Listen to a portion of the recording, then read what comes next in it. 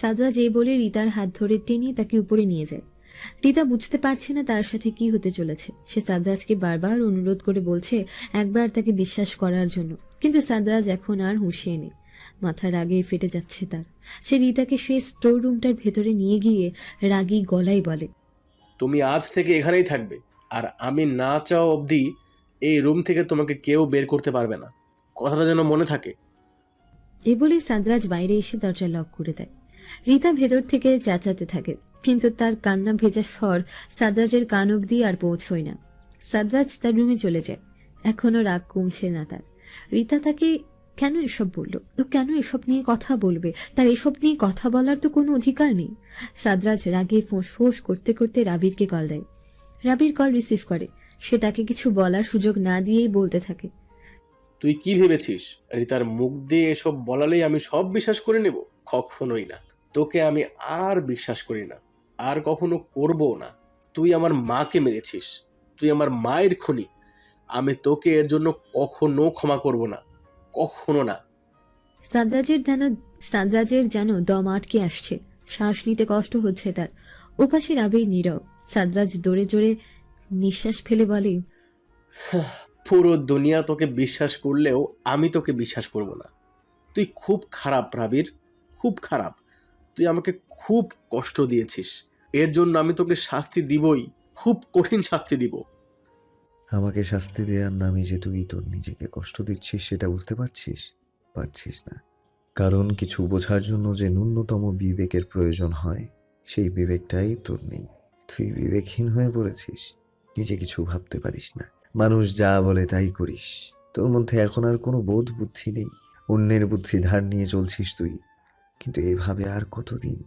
এবার তো একটু চোখটা খুল, তোর আশেপাশে ভালোভাবে দেখ। দেখবি তোর শত্রুরা কিভাবে তোকে তাদের অস্ত্র বানিয়েছে। তখন বুঝতে পারবি আসল অন্যায়গুলো কে করেছে, আমি না অন্য কেউ। সাদরাজ দম নেই, বলে, কেন সব স্বীকার করছিস না? আমার মাকে তুই মারিসনি? রাবির শক্ত গলায় জবাব দেয়, না, মারিনি। তোর মাকে আমি মারতে পারি না, উনি আমারও মা ছিলেন। এই একটা কথা আমি গত 5 বছর যাবৎ তোকে বুঝিয়ে আসছি, তুই কেন বুঝতে চাইছিস না বলতো? কি করে বুঝবো? তুই তো কিছু প্রমাণ করতে পারছিস না। প্রমাণ কর তুই খুনি না, তাহলে আমি সব বিশ্বাস করব। রাবির তখন তাচ্ছিল্যের স্বরে বলে, প্রমাণ? তুই যদি আমাকে কোনোদিন বন্ধু হিসেবে একটু বিশ্বাস করতি তাহলে আজ আর প্রমাণ চাইতি না। তুই এত বোকা কেন? তোর বাবার সব কথা তুই বিশ্বাস করলি, অথচ আমাকে তুই কিচ্ছু বলার সুযোগই দিলি না। আজ আর এসব প্রমাণ করে কি হবে? সেই হারিয়ে যাওয়া 5 বছর কি ফিরে আসবে? আমাদের বন্ধুত্ব কি ঠিক হবে? হবে না। তবু আমি প্রমাণ করব, কারণ আমি নিজেও এখন সব সত্য জেনে গিয়েছি, আসল অপরাধীকে চিনেছি। এবার তার শাস্তি পাওয়ার পালা। তবে তোকে লাস্ট একটাই অনুরোধ করব, তুই আমাদের এসব ঝামেলার জন্য রিতাকে কোনো কষ্ট দিস না। ওই মেয়েটার কোনো দোষ নেই, এসবের মাঝে ওকে টানিস না প্লিজ। সেটা আমি পরে ভেবে নিব। আগে তুই সবকিছু প্রমাণ কর, তারপর আমার সামনে আসিস।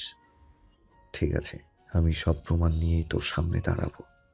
সাদরাজ কল কেটে ভাবতে থাকে, রাবিরের এখনো এত আত্মবিশ্বাস কোথা থেকে আসছে? এত কিছুর পরও তার মাঝে এটুকু দুর্বলতা নেই? তার এত সাহস আজ তাকে আবার ভাবাচ্ছে। সত্যি কি রাবির কিছু করেনি? তবে কি ওই ভিডিওটা মিথ্যে? কিন্তু সেটাই বা কিভাবে সম্ভব? সন্ধে হয়ে এসেছে। সারাদিন সাদরাজ আর রুম থেকে বের হয়নি। ওইদিকে রিতারও কোনো খবর নেই। খালা এবার ভয়ে ভয়ে সাদরাজের রুমে আসেন। সাদরাজ বিছানায় হেলান দিয়ে চোখ বুজে আছে। খালা এসে বলেন, সাহেব কিছু খাইতেন না? সাদরাজ চোখ বুজে অবস্থাতেই জবাব দেয়, না, যাও। খালা গেলেন না। আবারও সাহস করে বললেন, খালা, ও তো কিছু খায় নাই, খালারে একটু খাবার দেই। সাদরাজ উঠে বসে, ধমক দিয়ে বলে, আমি তোমাকে বলেছি আগ বাড়িয়ে কিছু করতে এসো না। খালা ভয় পেয়ে যান। সেখান থেকে চলে যেতে নিলে সাদরাজ ওনাকে আবার ডাকে। খালা ফিরে চেয়ে ভীত সুরে জিজ্ঞেস করেন, কিছু কইবেন? সাদরাজ জিজ্ঞেস করে, তুমি কি সত্যিই রিতাকে কিছু বলনি? খালা মাথা নুয়ে ফেলেন। ভয় সত্যি কথাটা বলতে পারছেন না তিনি। সাদরাজ এবার নরম গলায় বলেন, ভয় পেও না খালা, কিছু জেনে থাকলে আমাকে বলো, সবকিছু খুলে বলো। খালা মৃদু সুরে বলেন, হ্যাঁ, আমি খালারে সব কইছি। সাদরাজ কপালে ভাঁজ ফেলে জিজ্ঞেস করে। কি বলেছো? খালা একটু সময় নিয়ে বলেন। বলছি যে আপনার মারে রাবির খান খুন করেন নাই, অন্য কেউ খুন করছে। কে খুন করেছে? সাদরাজের কপালের ভাঁজ আরো চওড়া হয়। শক্ত গলায় জিজ্ঞেস করে। খালা মাথা নিচু করে দাঁড়িয়ে আছেন। সাদরাজের চোখ মুখ শক্ত। সে খালাকে পুনরায় একই প্রশ্ন করে। খালা ভয় পাচ্ছেন। সাদরাজকে কি তিনি এই কুৎসিত সত্যটা কি করে বলবেন? খালার মৌনতা সাদরাজকে আরো রাগিয়ে দিচ্ছে। সে আওয়াজ তুলে বলল, কি হলো খালা? কিছু বলছো না কেন? কে আমার মাকে মেরেছে? তুমি কি জানো? বলো আমাকে, তুমি কি জানো? খালা ঢুকিলে ভীত সুরে বলে, আপনি আমার কথা বিশ্বাস করতেন না, উল্টা আরো চেইতে যাইবেন। সাদরাজ দাঁতে দাঁত চেপে বলে, তুমি আগে আমাকে সবটা বলো, তারপর অন্য কথা ভাবা যাবে। খালা নিজেকে ধাতস্থ করে। আর চুপ থাকলে চলবে না, এবার তাকে বলতে হবে, নয়তো তার জন্য একটা নিরীহ মেয়ে কষ্ট পাবে। খালা জোরে নিঃশ্বাস নেয়, কম্পিত সুরে বলে, বড় সাহেব ম্যাডাম রে মারছিলেন। সাদরাজ ভ্রু কুচকে জিজ্ঞেস করে, কি? হ, আপনার বাপেই আপনার মারে খুন রাব্বি খান না। সাদরাজ এক দৃষ্টিতে খালার দিকে চেয়ে আছে। সে যেন কথা বলার ভাষা হারিয়ে ফেলেছে। মস্তিষ্ক ঠিকমতো কাজ করছে না। কথাগুলো কানেই বাজছে তার। মস্তিষ্কের নিউরনগুলো সব জট লেগে গিয়েছে। এই ছোট্ট কথার ব্যাখ্যা তারা মেলাতে পারছে না। খালা তার দিকে চেয়ে বললেন, আমি জানি আপনি আমার কথা বিশ্বাস করতেন না, কিন্তু এইটাই সত্যি।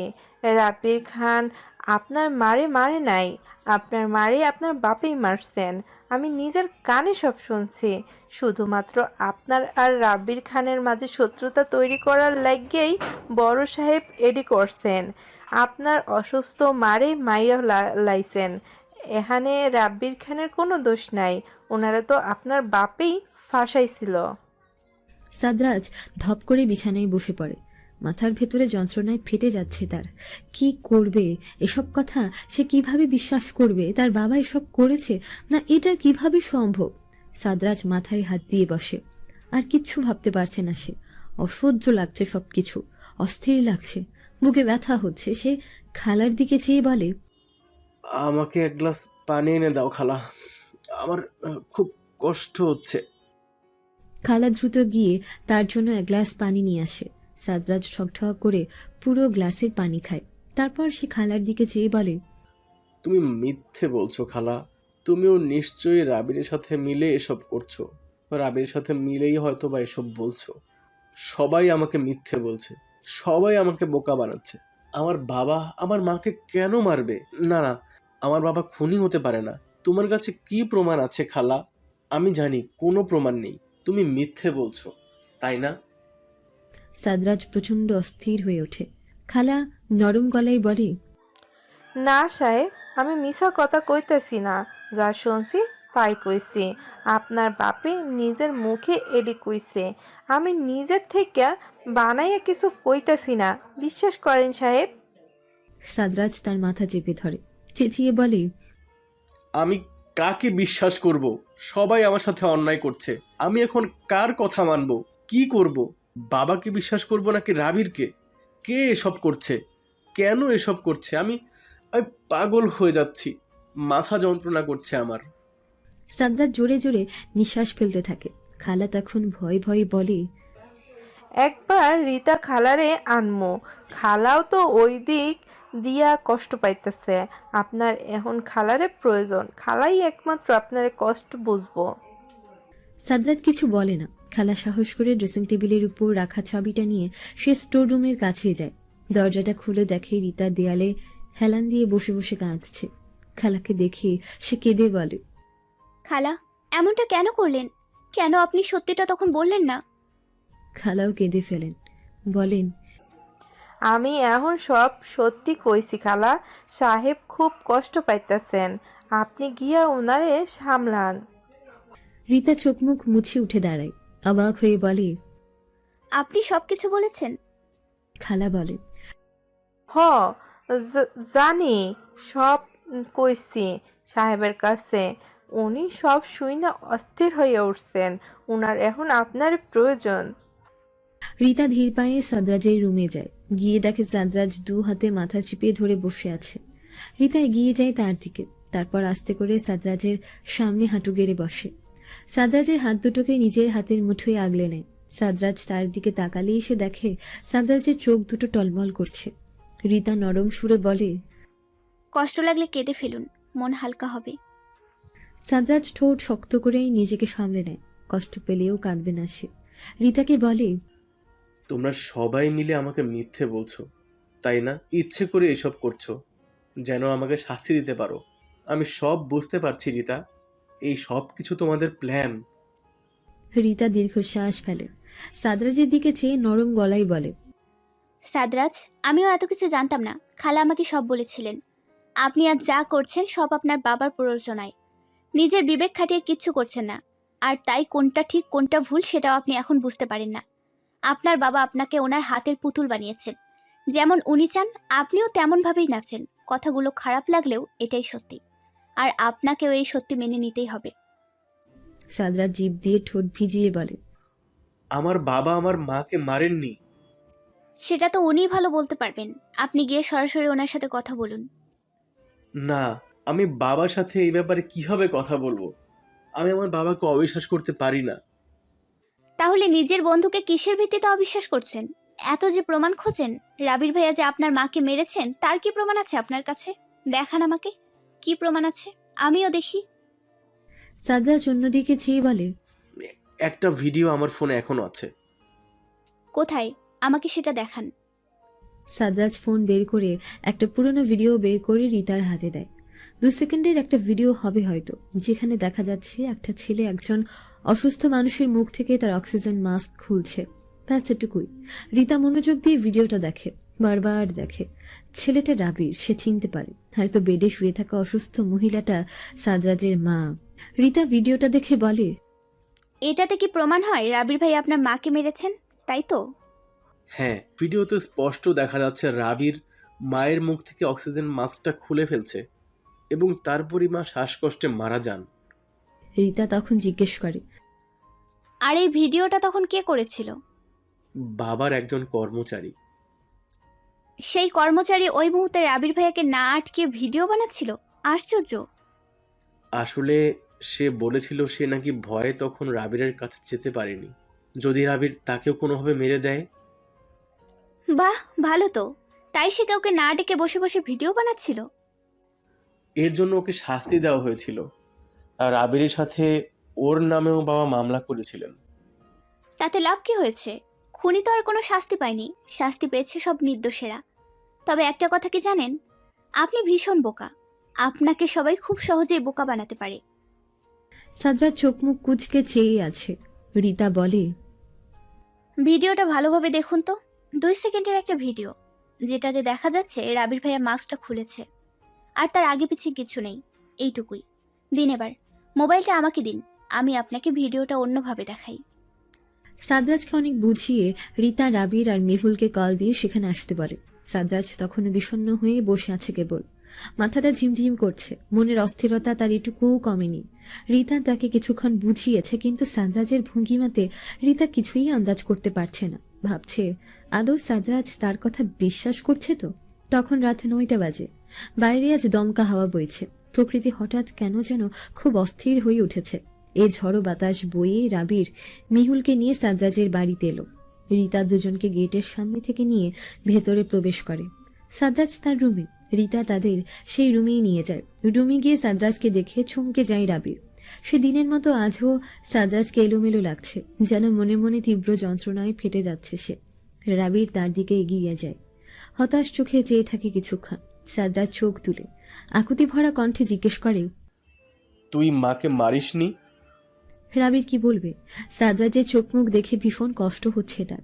সে কি করে বলবে তার জন্মদাতা বাবা তার সাথে এত অন্যায় করে আসছে? কিভাবে এই ছেলেটাকে এত কষ্ট পেতে দেখবে সে? সাদরাজ উত্তরের আশায় চেয়ে আছে। রাবির জিভ দিয়ে শুকনো ঠোঁট ভিজিয়ে বলে, তুমি কি ডিভোর্স চাও না? রীতা স্পষ্ট স্বরে বলে, না, আমি এই কুৎসিত সমাজে ডিভোর্সের খেতাব নিয়ে বাঁচতে চাই না। সাদাজ নরম গলায় জিজ্ঞেস করলো, এত কিছুর পরও তুমি আমার সাথে থাকতে চাও? হ্যাঁ। সাদরাজ তখন এক দৃষ্টিতে কিছুক্ষণ চেয়ে থেকে বলল, তুমি তো অন্য কাউকে ভালোবাসতে। সে আমাকে ভালোবাসে কিনা জানি না। এখন ডিভোর্সের পর তার কাছে গেলে সে যদি আমাকে ফিরিয়ে দেয়, যদি বলে কোনো ডিভোর্সি মেয়েকে সে বিয়ে করতে চায় না, তখন আর এত কিছু সহ্য করতে পারবো না। আমি একটা সুন্দর স্বাভাবিক জীবন চাই সাদরাজ, আর সেই জীবনটা আপনি আমাকে দেবেন। না। আমার বাবা আমার মাকে মেরেছেন? রাবির মাথা নাড়ে। সাদরাজ জোরে জোরে নিঃশ্বাস নেয়। বুঝতে পারে বুকের ব্যথাটা ক্রমে ক্রমে তীব্র হচ্ছে। সে কি বলবে? রিতা ভিডিওটা যখন আবার রিভার্স করে দেখালো, তখনই সে বুঝতে পারলো ব্যাপারটা। তা মনকে বোঝাতে পারছে না। সে কিভাবে তার বাবার বিরুদ্ধে যাবে? বাবা ছাড়া আছে কি তার? সাদরাজের চোখ জোড়া ভেজা। সে নত মস্তকে বসে আছে, কোনো কথা বলছে না। বাইরে খুব ঝড় হচ্ছে। খালা এসে সব জানালা বন্ধ করে দিয়ে গেলেন। মেহুল রিতার কাছে এসে জিজ্ঞেস করে, খালা কি পুলিশকে এসব বলবেন? রিতা হ্যাঁ সূচক মাথা নাড়ায়। বলে,